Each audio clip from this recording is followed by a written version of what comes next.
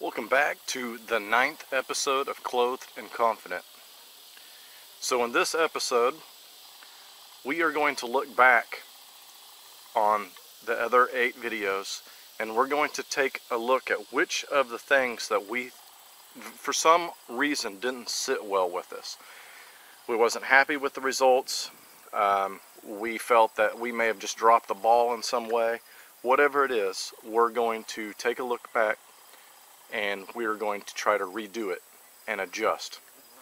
For me, there was one video that really, it taught me a lot, but I was not happy with it at all.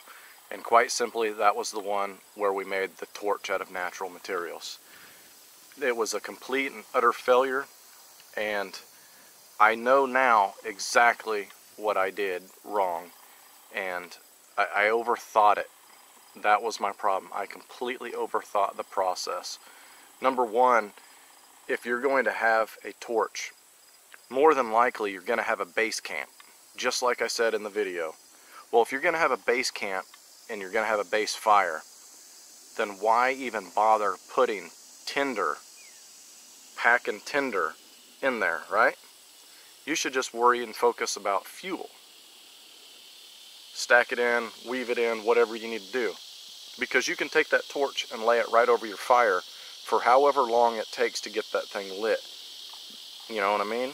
You're not going to be trying to start it with a ferro rod or whatever. So that was where I really just overthought it. So let's see what we can do today.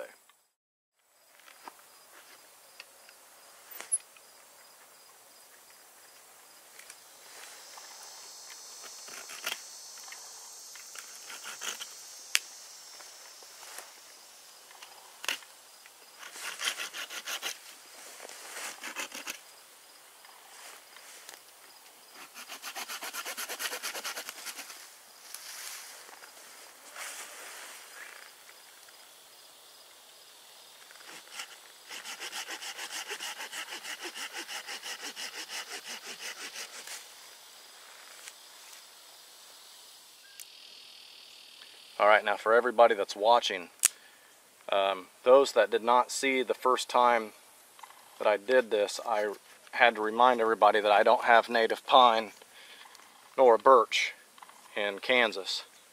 So I want to reiterate that fact so that way no one's wondering why I'm not using pine or birch or anything like that. Well, it's just quite simply it's not an option for me here.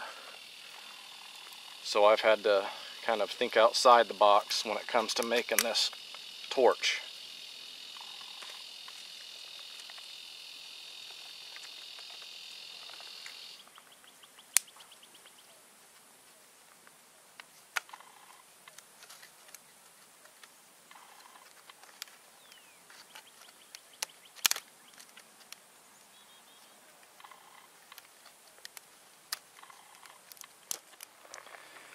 Now the wood that I'm using is something that Kansas does have a lot of, and that's Osage, or around here it's commonly referred to as hedge trees, but most other people outside of Kansas refer to it as an Osage orange.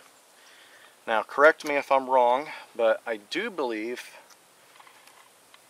and this is something that was told to me a long time ago, that Osage is one of the longest burning woods as well as one of the hottest burning woods, if not the hottest. But like I said, I don't know if that's 100% true, so don't quote me on it. That was just something that I was told a long time ago. And I know out of my personal experience when it comes to the woods around here, it holds true. I mean, this stuff burns a long time and it burns very, very hot.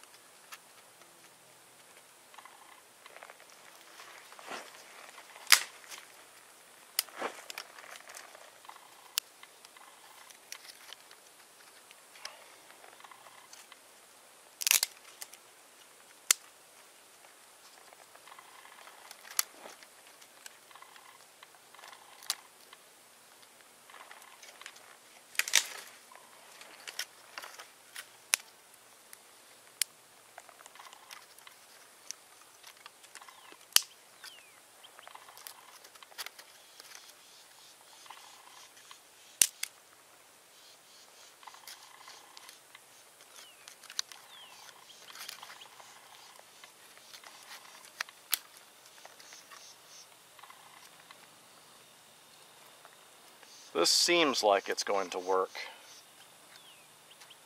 but we won't know until we try it. Okay, there is my torch. As you can see, I did not put a single tinder item on this thing because I don't need to, or at least I don't think I need to, because I'm going to ignite this off of a base fire. So let's get a base fire going, shall we?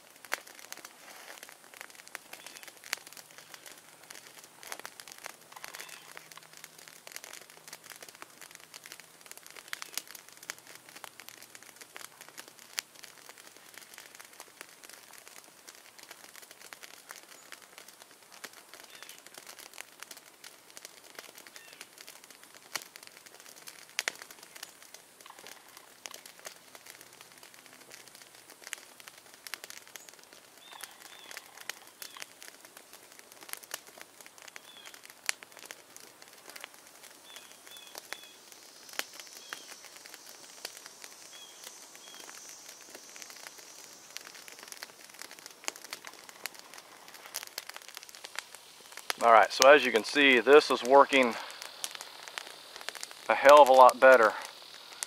The one thing though that I'm concerned with now that I've got this thing going and watching it is debris falling out of the bottom and burning your hands. So I'm thinking that it'd probably be wise to wrap your hands with some sort of evergreen.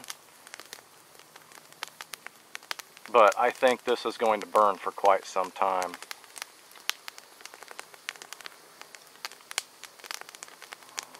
Oh shit.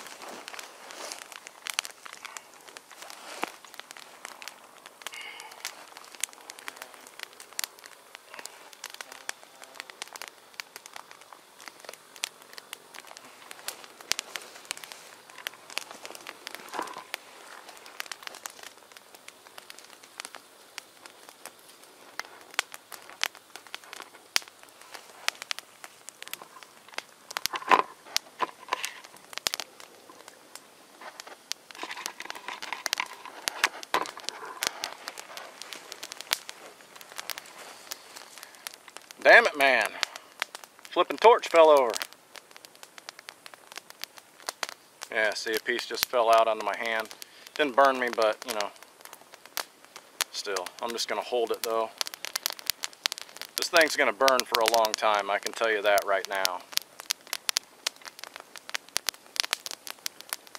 I mean, just in the time that I've been moving around the camera and having it fall over and picking it back up and everything else, this thing's already been going about 5 minutes, if not longer. Which, I mean, is that a real long time? No, not really. Not in the sense of how reality TV makes it seem, that they just last forever, but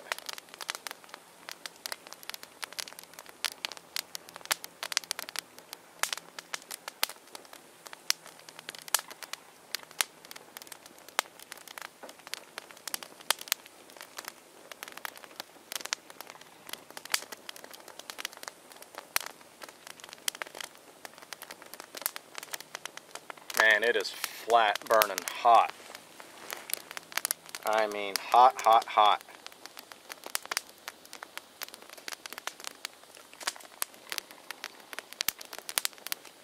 Pieces are falling out.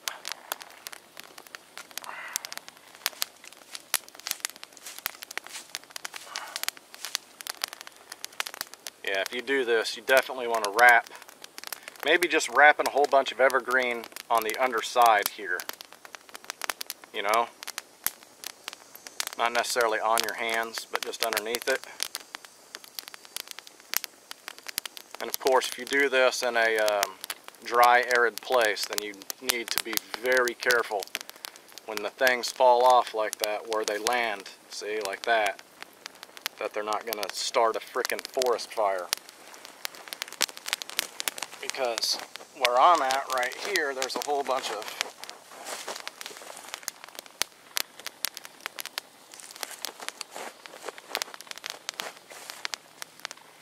yeah, see, it's all starting to fall out of there now, so that's definitely a drawback with doing it this way.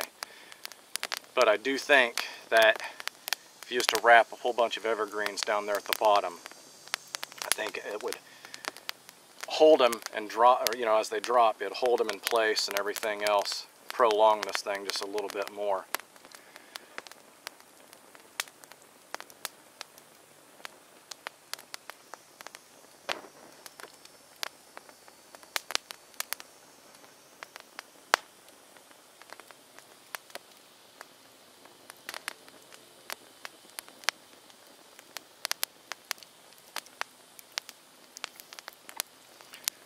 Alright guys, well this thing is going to be collapsing here soon, and I don't want to be holding it when it does, because I don't want to burn the crap out of myself. But anyway, I think we are at least one step further in the right direction. Good God almighty. She's burning hot as hell right now. That hedge is horrible when it comes to heat. Alright guys, well, we're going to put this thing out now, that's damn sure. Alright, like I said, that's a step in the right direction, but there's still room to learn. Like I said, I think we need to add something down there at the bottom, something to really hold those limbs in place, you know, to keep them from dropping out of there, or if they do drop, to have them to drop onto or into something. So anyway, let me get you guys' feedback on that. Hope you guys have enjoyed this episode of Clothed and Confident. The next one is actually going to be the last one that we're going to do, and not necessarily in this series, but if you know there was such thing as a season for this particular show, we would be at the end of season 1. So anyway, hope you guys are enjoying them.